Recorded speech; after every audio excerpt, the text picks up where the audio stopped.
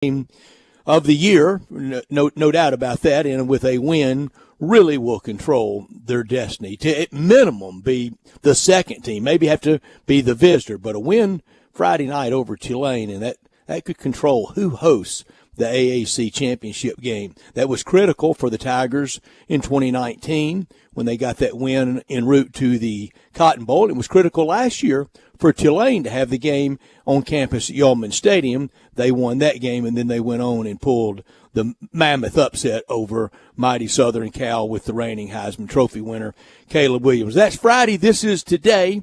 And today we will be very busy. Tim Doolin will join us to talk baseball. Jeff Moore, as always, talking the NFL.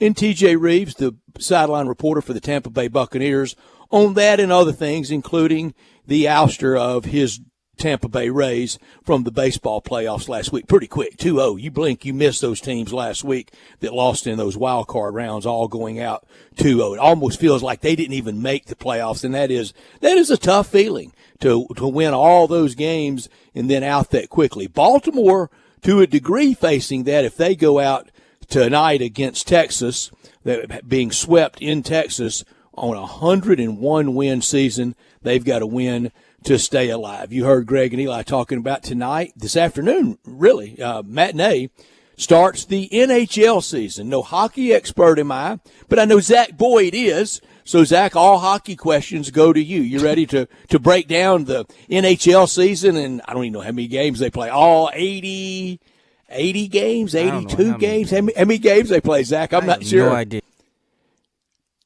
So, hockey experts, you're not, huh? I mean, I know Sidney Crosby. You know I know. Was it Malkin and what's the other boy's name? I don't know. I forgot. I turned to you for expert stats. No, I do like going to hockey in person, but master the obvious comment here. If you know me at all, I'm extremely cold-natured. I was a little bit cool Saturday in the Grove, but I was dressed right. I'm an extremely cold-natured person. Everybody, I burn them up in my car, at my house, just everybody. It drives them crazy. So 2 years ago, May of 2022, year and a half ago, May of 2022, I'm in St. Louis for baseball, and I go to afternoon baseball. It's it's middle of May. It's 80 degrees, great weather. Wear shorts to the game. At the game, a friend of mine in St. Louis says, hey, you want to go to the hockey playoff game tonight between the Blues and the Minnesota Wild? Got great seats, in a box, no less. I said, yeah, heck yeah, I'd love to. And I like going in person. I went to that darn game and almost froze to death inside. It's cold inside hockey because they've got frozen water. Yes. I mean, master of the obvious comment, Zach. Yes. I mean, I froze. My teeth were chattering at that dang game, and it was fun. And I've always wondered this about hockey. I would love for a hockey aficionado, hockey expert to let me know at 901-360-8255. At our text line, 901-360-8255. If you're there, and there's a hat, and a player scores 3 goals, hat trick, and right, you toss your hat onto the ice. Is there a pickup center later for said hat? Zach, you have on a hat right now. If you tossed it out on the ice, and they come out and scoop them up with those big old shovels, and they haul them off, is there a place to go to retrieve it later, or does it just go to the dumpster? I mean, you better off just going back to the team store and buying you another hat, man. I'm sorry. It's like once you throw that hat, it's bye-bye. Well, I know that. I mean, once you toss it out there, there's a good chance that's the end of you in the hat. But what if you just bought it pregame at Team Store? And I would say Team Store lids cost starting at $60. Would that be close, Zach? Yeah. Well, you should have made better decisions and not toss your hat on the ring, man. Maybe so. And then instead of maybe you can't go to a place and get it back, are they just thrown to the dumpster and all those good hats just go to waste? I mean, it just depends on what they do with them. I doubt they'll throw them away because they probably try to find some, try to clean them and then resell them or give. I've got friends of mine right now going, boy, Brett has hit on the 2 central tenets of his life, and it really may be cold-natured and I don't waste anything. I can't stand waste. I can't stand the idea of a good working lid just tossed in the dumpster. But last night on Monday Night Football, it was 17-13 Raiders. Jimmy Garoppolo was just a little bit better than Jordan Love. Not a whole lot better, but enough better to win that low-scoring affair and wrap up the NFL week. Boy, isn't it busy in Vegas these days? That's another master of the obvious comment. Last night they hosted Monday Night Football. I think they hosted the Lakers exhibition, a preseason game, did they not, Zach? Didn't the Lakers play at home last night or play in Vegas last night? They did. They did, and tonight, ring ceremony and the banner drops for the Vegas Golden Knights as the reigning Stanley Cup champions. That's tonight there in Vegas and tonight in downtown Memphis. Grizzlies against the Bucks. If you miss this tonight, you can see it again in about 2 weeks when the Grizzlies have opening night, when it really counts against Giannis Antetokounmpo and the Milwaukee Bucks. To talk baseball with us, Tim Doolin joins us now. And Tim Doolin, I know you are very proud of what you've done with your baseball program with the Doolin Dodgers, and I know your 18 and under team at Perfect Game, co-national champs last week in Jupiter, top 100 teams in the country. You guys went 7-0 in front of a bunch of college and pro scouts. It got a lot of people scholarships, and it'll get a lot of people drafted. Well, I'll tell you what, Stats Up. I've been going to that event for probably, going on 20 years, and I've never really taken a team down there to try to win it because there's so many teams that are put together just for this event. Impossible to win. The tough part about it is you're playing one game a day. There's all kind of pitch rules, pitch limits, and rightfully so. But some teams will go down there with 30, 32 players, and if you don't get deep into it, you leave there, and some of the kids don't even get a chance to play. So I've never really taken a team down there for that. More so, I've taken a blend of seniors that are currently in their last year of high school, and then I've taken young guys. Mm-hmm. I took Blaze Jordan as early as 14 just to get in front of the scouts and that atmosphere, so as they get older, they're not in awe of it when it comes down to crunch time. But we were able to take a really, really deep roster this year. We picked up some really good arms, and our pitchers did outstanding. And obviously when you're playing on spring training fields that are much bigger than high school fields, and they're using wooden bats, it makes it a lot simpler as far as, attacking the strike zone, and our pitchers did a really good job and had some great games. But I appreciate that. Tim, congratulations. Well done. And Tim, the pitching theory out there, it drives me crazy to go to AutoZone Park and see the Cardinal pitchers that cannot pitch in the strike zone. It makes for long games, a lot of pitchers, a lot of walks, a lot of full counts. You've got to pitch in the strike zone to be effective. Well, you got to. So many times they go up there and at all levels, to be honest with you, and instead of attacking the strike zone, instead of pitching to contact, they're trying to pitch away from contact, and ultimately you end up getting in bad counts for pitchers and good hitters counts, and then next thing you know, you walk a guy, hit a guy, and you got two guys on a single, and you're giving up too many unearned runs that ultimately come back to haunt you. And we talked about Baltimore and their organization last week and what their AAA team Norfolk did. It was so fun to watch them, not just hitting and how they ran the bases. And they would take first to third every time, but their pitching approach, and that's organizational, it's in the strike zone. That's not working out very well right now in this round of games. They're down 2-0, and they face elimination tonight down in Arlington against the Rangers. On Sunday, the Rangers got 11. The Cowboys only got 10 Sunday, Tim. Jerry Jones needs to talk to some of their front office. He needs to talk to Bochy. Yeah, no question. Well, what's funny is the Rangers have lost some quality arms that they picked up in free agency, but I think the Bruce Bochy effect and the fact that Simeon and some of their veteran guys are having really good years. I think, kudos to the Orioles for, getting there. I don't know if they could win tonight, but I don't think they're going to be able to survive it. Interesting enough, you look at the Braves. If Austin Riley doesn't come up big with that home run and that remarkable play to double off Bryce Harper, you're going to look at the Braves are down 2-0 because of the huge layoff. The Dodgers are down 2-0 because of the layoff. And it's going to be awful tough because you got a Diamondbacks team that's playing with house money. They're not supposed to be there. They're young, they're hungry, and they're a good team. And so it's not like the Braves the Dodgers can say, "Oh, we're going to win 3 in a row." It's not going to be that easy. It sure isn't. The Dodgers are in real trouble, and you're right. The Braves were facing that. They were looking right down the barrel at it, but then it happened. Did you have Austin Riley as a youngster? I did. He was, ironically enough, Austin was a potential two-way guy in the draft. Half the teams liked him as a pitcher, half of them liked him as a hitter. And he said, "I want to be a hitter." And so it was kind of unique because we were trying to tell the teams that were going to draft him as a pitcher, don't draft him. He's going to go to Mississippi State. And then ultimately the Braves, obviously made a great pick in Austin Riley. He's people don't realize how big this guy is, and he's super athletic. And was able to slow the game down, much like Mookie at a very young age, and just was just very cerebral. His dad did an unbelievable job of teaching him and tutoring him, from a young player all the way, probably still today gives him advice. But Austin Riley's a special player.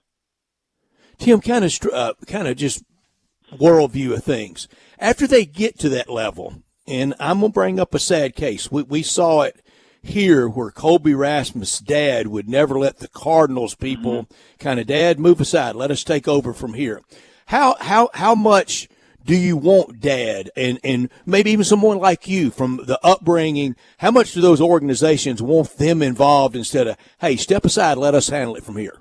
Well, I tell you, it's really rampant. I mean, look, I lived it with my son. It's just very difficult as a father to step back and just it's called experience, right? They're going to struggle. They're going to have the hat trick. They're going to do things. They're going to make errors. And unfortunately, you got to teach them and you got to train them. But then when they go play the game, you got to let them take the test. Sometimes they're going to fail it. Sometimes they're not. But ultimately, in Austin's case, his dad was all outstanding. I think a large part because Mike played and understood how hard the game is. Some of these parents, they don't understand how difficult the game is to hit it, to pitch it, and to do all the things at the highest level. So, and it's still very difficult in our space because we've created such a social media presence and such. We've got 9-year-old parents that know what their son's batting average is because they're keeping it on Game Changer. Well, go to the DR. They don't have Game Changer, and they're playing in open field, and they're just competing. So I think ultimately, part of the reason why we do what we do is to try to help change the culture and get them back to where just go play, because if not, you're going to have 50 pounds of on your back, and you're never going to reach your potential because of it. The National League, they're taking the day off today, and you mentioned one series 2-0, Arizona won 1-1, and it was an unlikely 1-1. The Braves really pulled one out on a sensational series of events, the home run, then the defensive Sterling Jim for the double play to end the game, and the call by Brian Anderson last night was just great on TBS. Today, both games on Fox, 3:07, Astros at Twins. Outside in Minneapolis, I don't think they're going to be in short sleeves like last week, and tonight I mentioned Orioles at Rangers. Who takes that first game, Astros or Twins? I think the Astros will, but again, the Twins are much like the Diamondbacks. They're kind of they've finally won a game in the playoffs, which they haven't done in a long time, and they've got a really good club. Yeah, the Astros are going to have to play solid baseball, but I do think the Astros are going to win. And Orioles at Rangers. Rangers get the brooms out tonight in Arlington?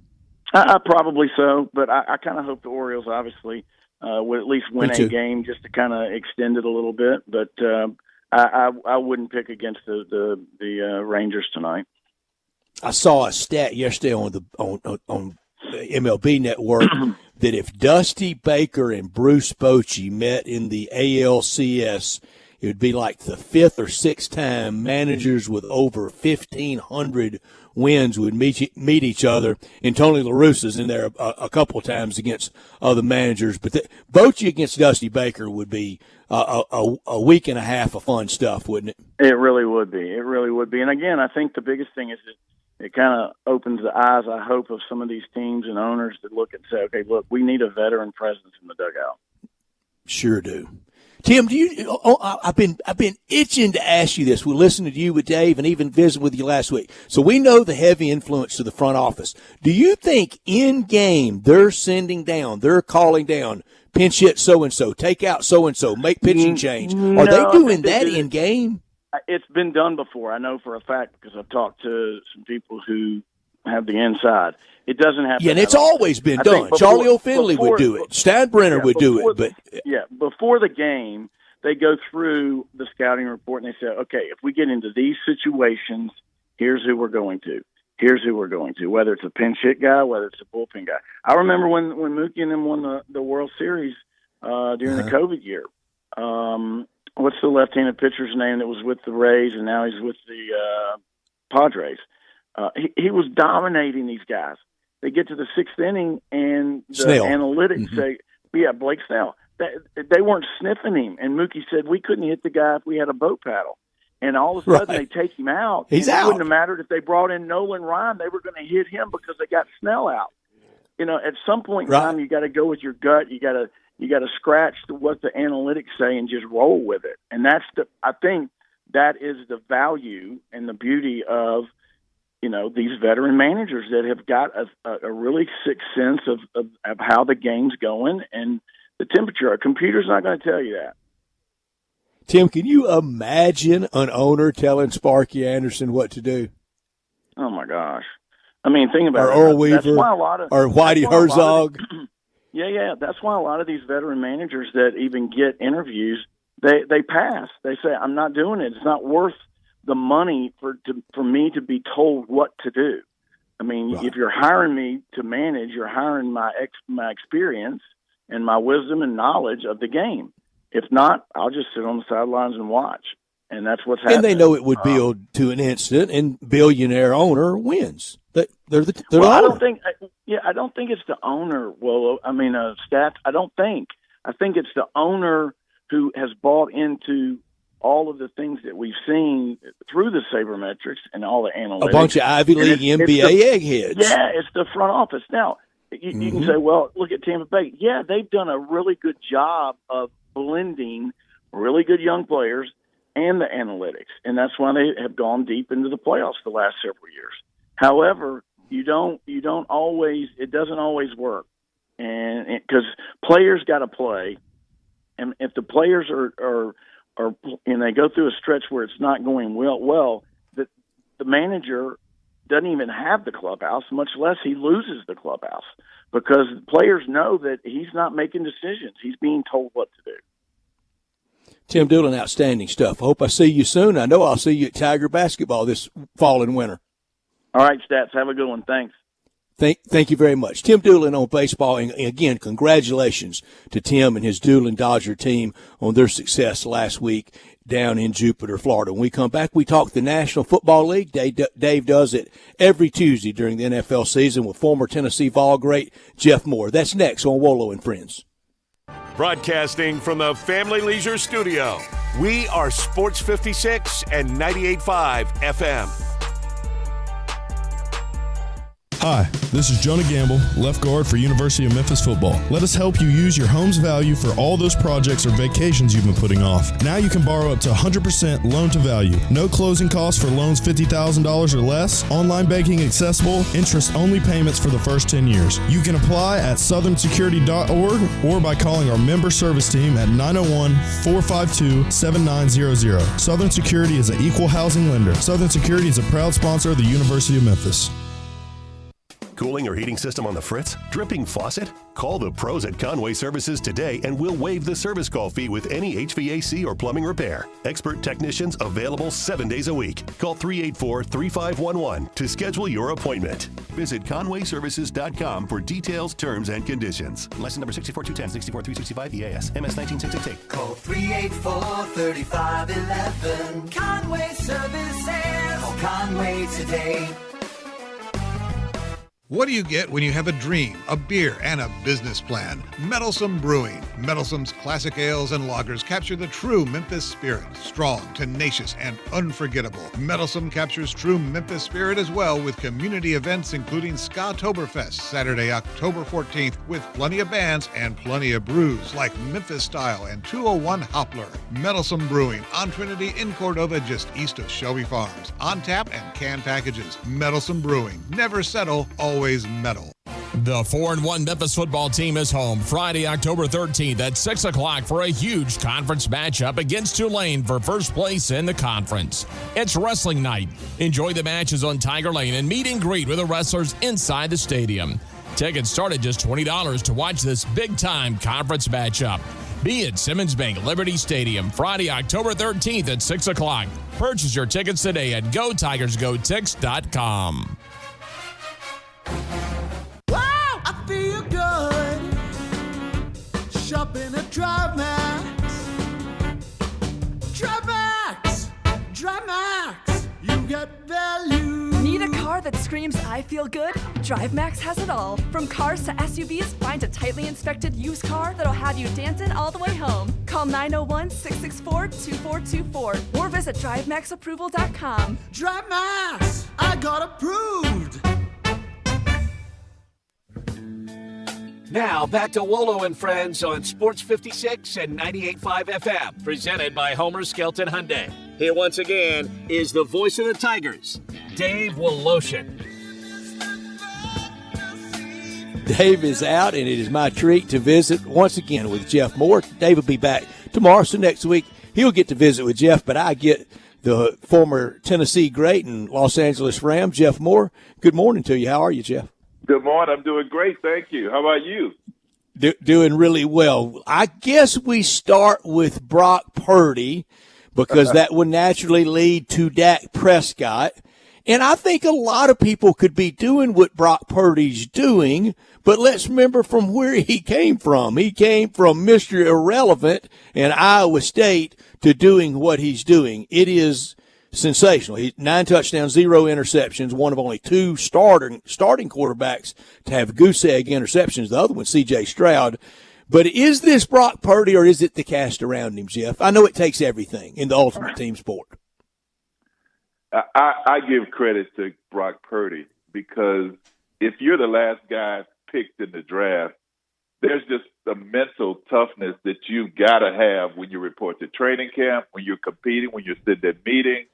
As you see the guys that were starters go down before he even got an opportunity, he just has to be mentally tough. And then the skill set. I mean, this guy is throwing some of the most beautiful, accurate passes that I can remember seeing. I mean, it's and you watch him process as he goes back. It tells me that this guy's incredibly mentally tough, that he pays much attention to detail and studying defenses, and has spent a lot of time with his coaching staff and so forth and so on, that he's prepared when he gets in a game to deal with whatever comes at him. Yes, now it doesn't hurt him that he has the kind of supporting cast that he has, and that is a tremendous advantage. But you don't even get a chance to play with those guys if you don't have the kind of mental toughness he has. Yeah, I don't know that he could be doing this in Arizona. I don't know if anybody can do it in Arizona. But you're talking about the mental toughness. Jeff, imagine, and I know it's really changed from when you were a rookie in camp, but just imagine training camp and the rookie hazing and, having to sing the fight songs and all that. Right. He caught what at training camp and just to soldier through it. Not to mention that, he was always at the bottom of the depth chart. I mean, it was I take my hat off to him. And you're right. I mean, if he was at a different team, it may be a different story. But you can't take away this guy's mental toughness and his preparation.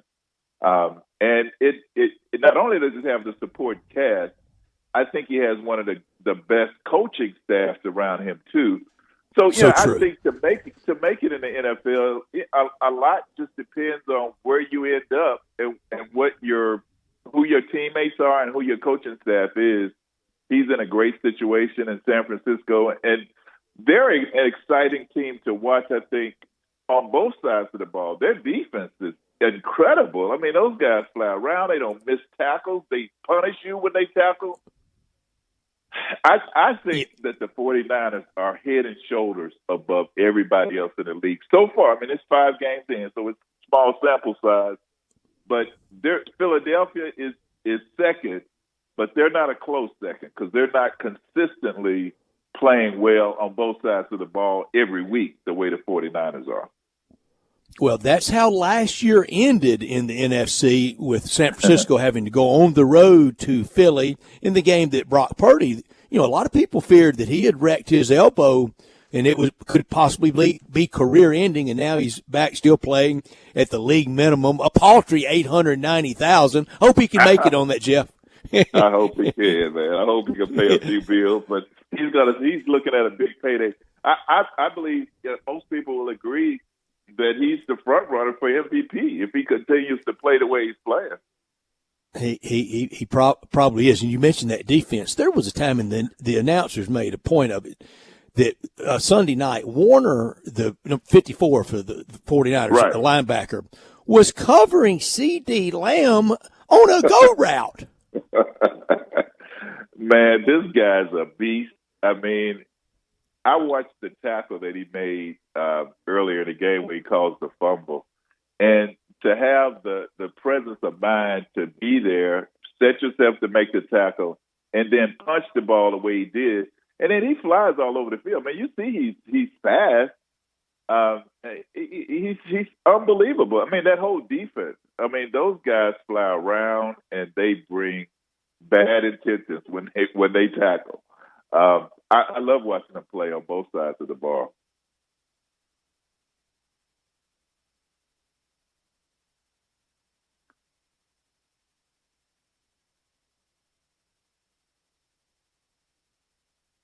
You there, Brett?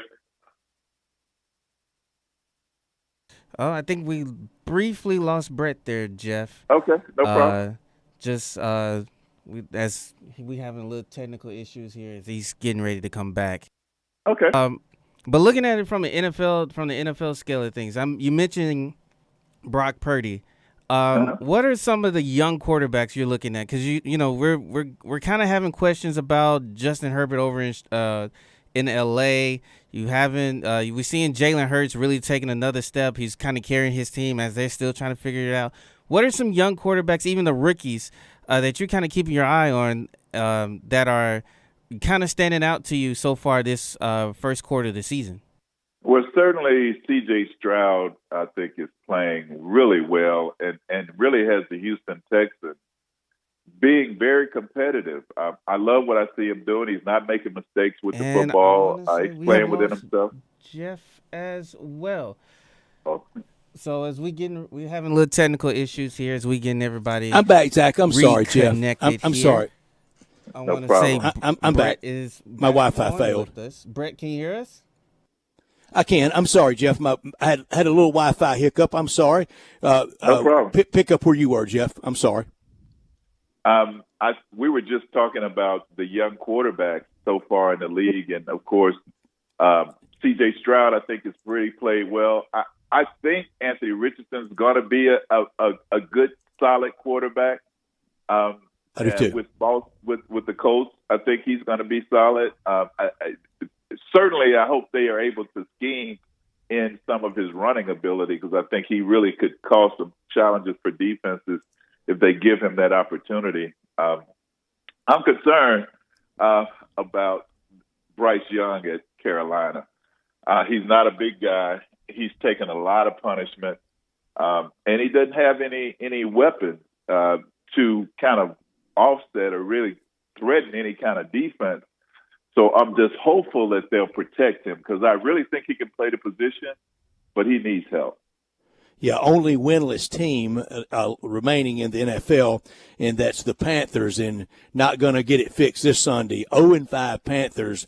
they go to the Dolphins. The Dolphins will be there at the end. That'll be two Alabama quarterbacks squaring off Sunday in Miami. Two in the Dolphins, they may have needed that up in Buffalo. So, sometimes you learn more through adversity than you do just everything sailing along perfectly, like I learned this morning with my Wi-Fi failing, Jeff. I know what you mean. Listen, this Miami team is so exciting to watch, man. Those guys are young. They're fast. They're having a lot of fun. Tua is playing out of his mind, and I love their coach. I love their culture, and they're going to be in the mix. I think they're one of the better teams in the AFC, obviously, and I think they could give Kansas City a run for their money. I think they'll play better when they play Buffalo in Miami. They're really an exciting team to watch.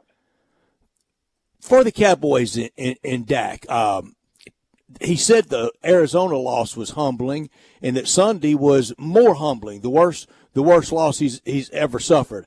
I don't think he's all the problems, but all the problem with Dallas, but he's got to play better. And that coaching mismatch Sunday, Shanahan versus McCarthy, that was a historic mismatch of coaching, in my opinion. I agree with you on the coaching mismatch. I'm concerned about that. I don't like the look in his eyes. He just does not look like a very confident, mentally tough quarterback at this point in time, and they need him to be. Their defense is missing some guys.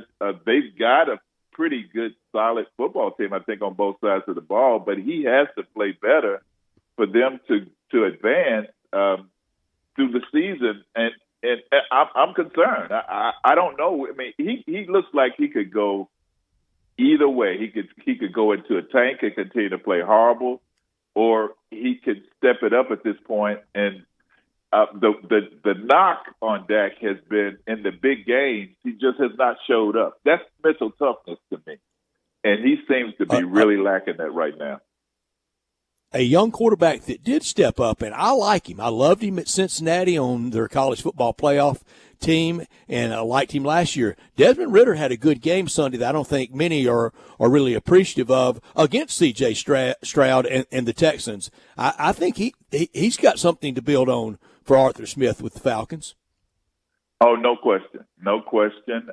They have some good young weapons on that team, and they're in a division where they've got a chance. I mean, New Orleans is still sort of trying to figure it out, and of course, Houston is as well. But of course, Jacksonville is pretty much been Jacksonville in the AFC South.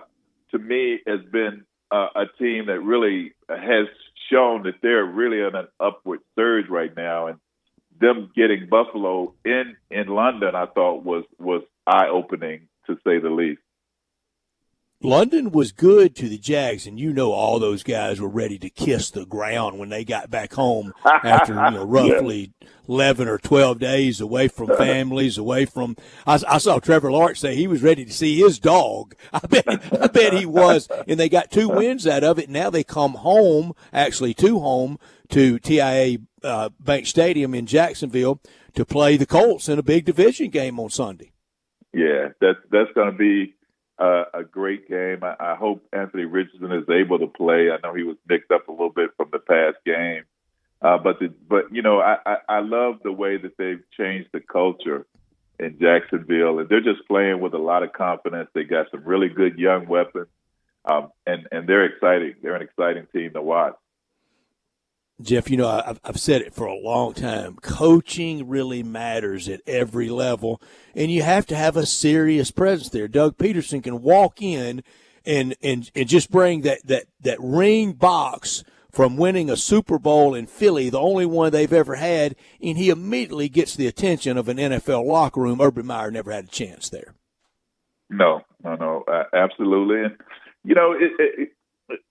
players look at a guy's resume and his track record, how he's responded to other players, what his success has been, and they size you up. And certainly, it brings that's a good example of a guy who started out and really wasn't able to connect with his players. But it makes me think about Belichick in New England right now. It doesn't seem like it appears that he's losing his locker room is what it appears to me. And I can't remember a Patriots team that has looked so putrid week in and week out the way these guys are looking right now. Coaching does matter, absolutely. Leadership absolutely matters, and those players, they can sense desperation. All right, tell me, last thing, Jeff Moore, when you were a rookie with the Rams, did any of those Ram veterans make you sing Rocky Top? They sure did. Because we had Jack Youngblood, who was a former ball. Who was a Florida Gator. Yeah. Absolutely. Yeah. So, I'm sorry. I said Jack Thornburg. I meant Jack Reynolds. Jack Reynolds he was played from in UT. Tennessee. Right. Yeah. But, they always do. They're going to embarrass the rookie.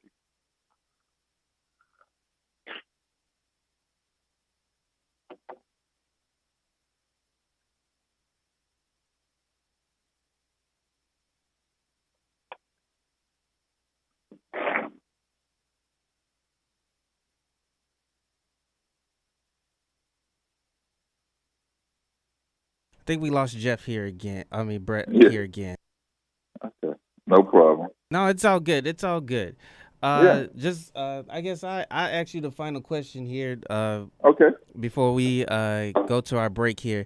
First quarter of the season, which team has stood out to you the most right now in the NFL, and who you think can project down the line here as we get closer into the colder months of this season?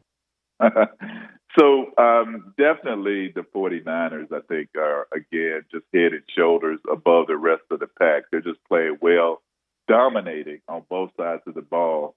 And then, I really like this young Miami team. I think that they're certainly a team to watch. But to me, the surprise is Detroit. And a little bit of surprise, but if you look back, they're like 12-3 in their last regular season games over the last year. So Dan Campbell has really changed the culture. And this is the Detroit team, and it's refreshing to see these guys take the field and have a chance to win every week. He is Jeff Moore. Comes on with Dave Woloshin on every Tuesday here on Wolo and Friends. Jeff, thank you for your patience, man, and I hope you have a wonderful day. You too. Take care. That is Jeff Moore. We're going to go to break. Hopefully we get Brett back online, and then also we'll be talking to TJ Reeves about the NFL as well. This is Wolo and Friends.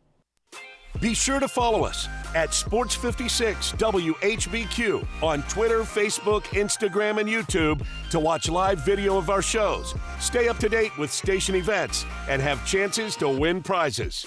Don't miss out on anything that's going on. Follow us at Sports56 WHBQ. When you think about insurance and you want great value without sacrificing great service, I want you to think one place: the Eflin Insurance and the entire Eflin Insurance team. Matt and his group of professionals will access 10 leading companies to find the right home and auto program that fits your budget and your absolute needs. The Eflin Insurance team, the number 386-GER, 386-4777. Join us for the Memphis Police Department Hiring Expo, Saturday, October 21st, 2023, from 11 a.m. to 3 p.m. at 170 North Main Street, downtown. We'll be taking applications and interviewing candidates on site. Salary starting at $54,611, increasing to $60,713 after probation. Benefits include a $15,000 sign-on bonus, up to $10,000 relocation assistance. For more information or details, visit joinmpd.com. Rich Eisen here, and football season is in full swing. And if you're loving this season as much as I am and want to be in the game every day, there's something the guys here in my show have been enjoying.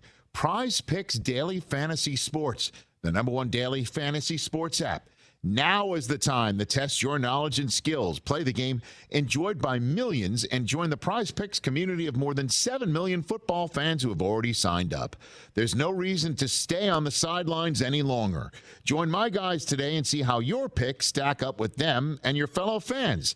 And Brockman reminded me that Prize Picks matched his first deposit up to $100 at the start of the season. So do the same for yourself now when you visit prizepicks.com/primetime and use code primetime. That's code primetime at prizepicks.com/primetime. Prize Picks, daily fantasy made easy. Must be present in certain states. Visit prizepicks.com for restrictions and details.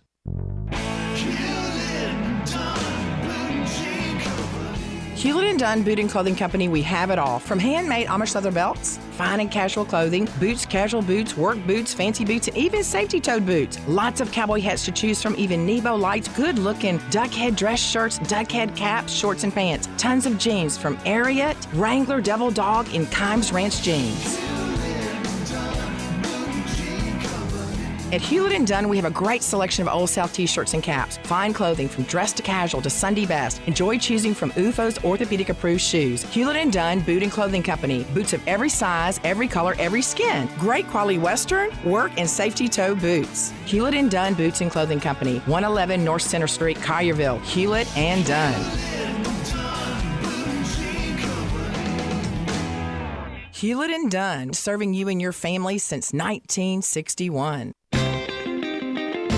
Memphis' oldest restaurant, Coletta's, was established in 1923 to give Memphians the best Italian food possible. And I'd say they got it right. They are the creators of the barbecue pizza.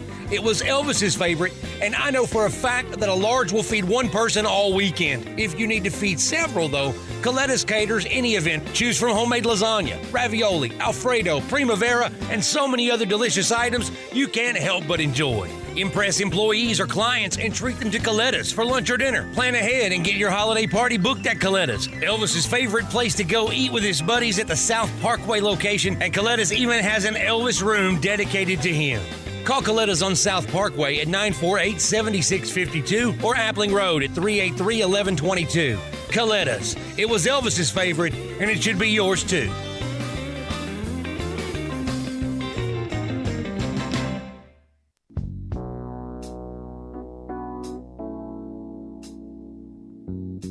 Now, back to Wolo and Friends on Sports 56 and 98.5 FM, presented by Homer Skelton Hyundai.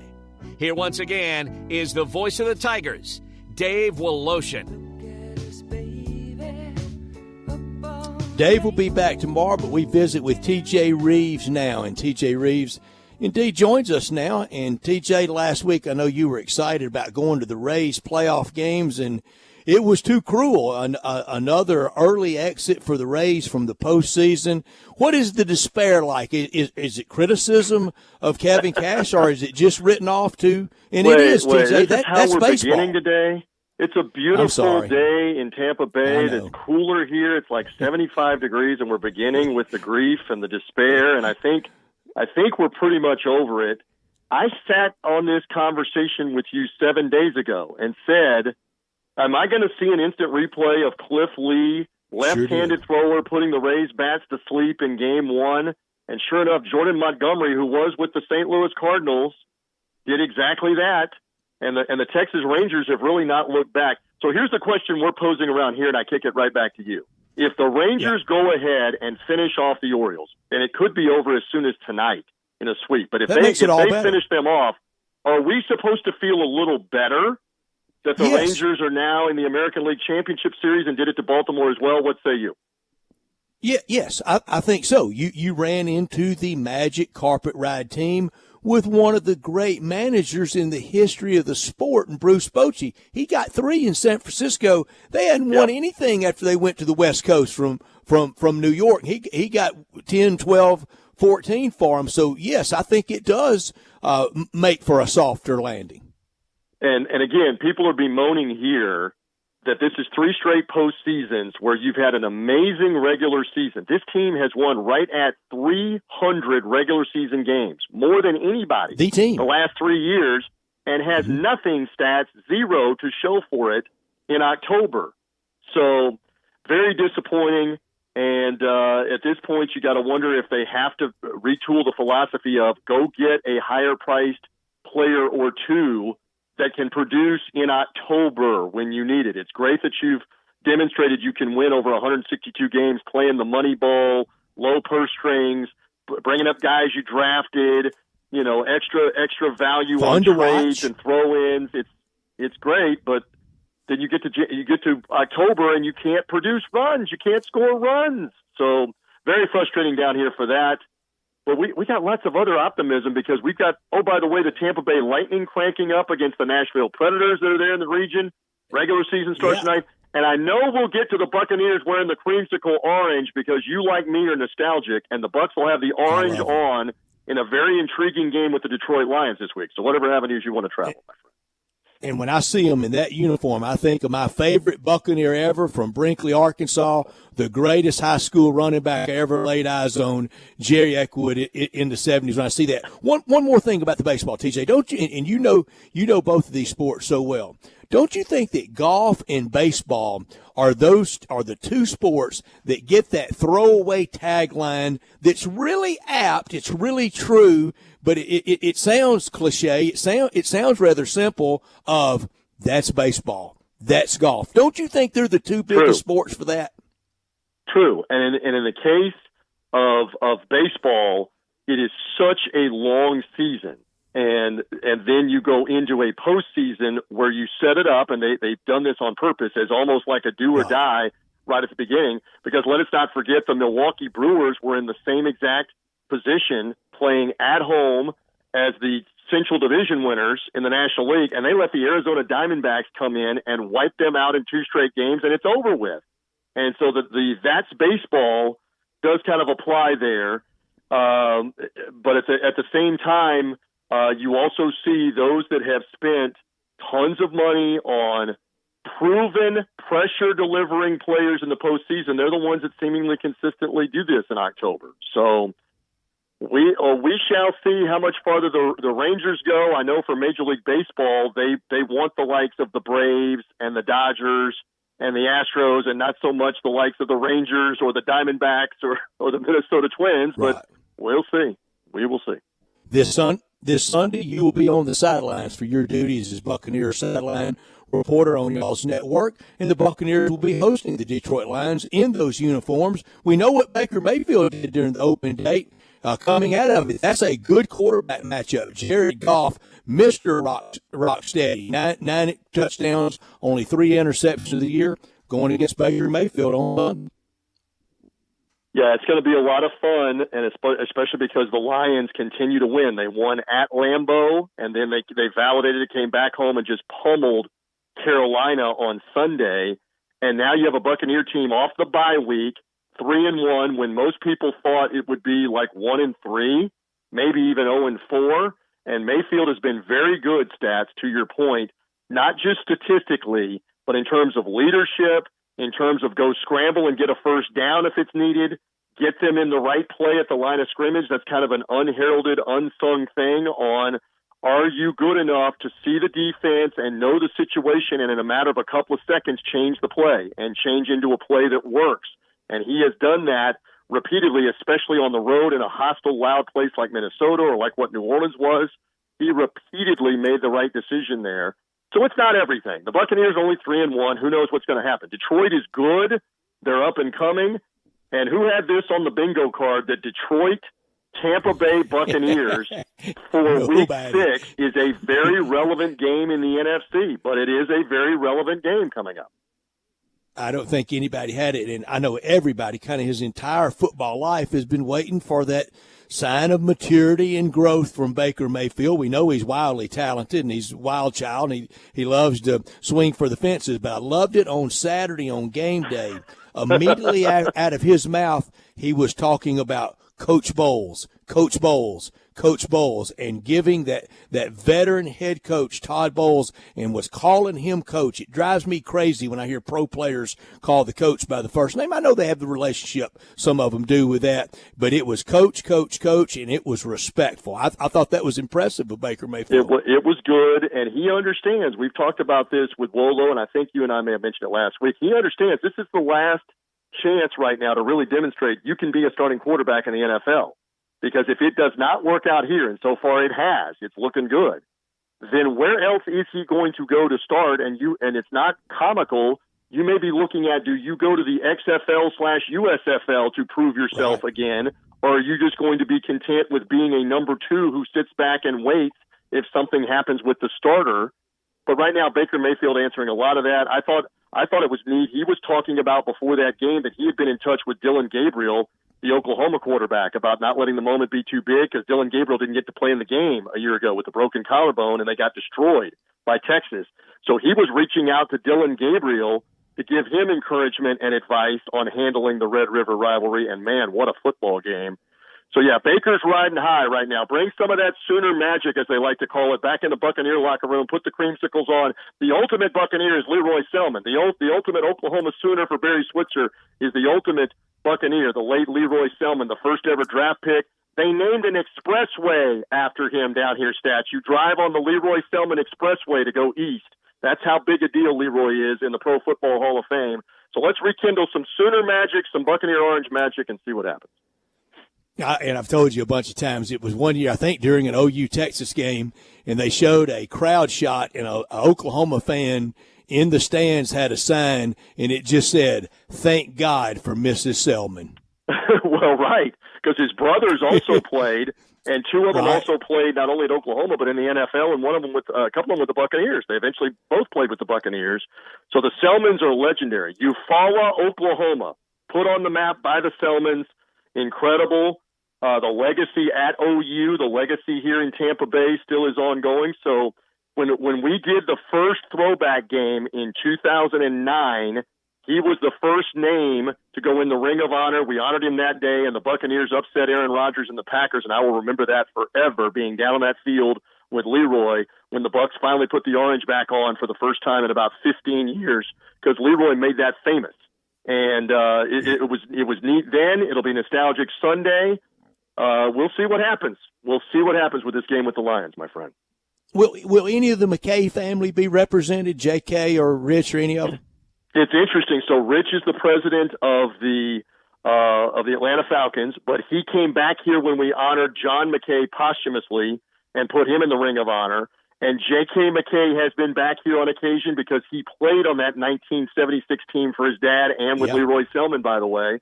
So the McKays no longer have any direct attachment to Tampa or to the Buccaneers, but they always will because their dad, John McKay, the USC coach, was the original architect. And so you're stirring up all the memories here of what the Buccaneer teams of the late 70s and the early 80s used to do in the orange with Doug Williams and Leroy Selman and company. So let's see if some of that magic works with the Buccaneers putting the orange on. I'm looking forward to it for Sunday. We will. TJ, thank you so much for today and the last 2 weeks. It's been fun catching up with you. Enjoy the hockey season. I know we'll visit, and you know I'll be listening to you with Dave every week. Thank you so much for your love your it as always. time. Do we have proof of life on Wolo in Mexico? We're all good there on that one. We're glad to have him back. Get him back in there as well. You guys ring me up anytime, and we'll see what happens with the Bucs this week. Be well. See you later.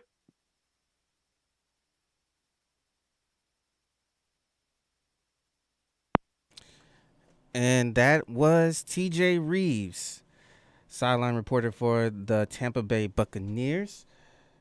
We're just going to go ahead and close out the show. We appreciate everyone listening in.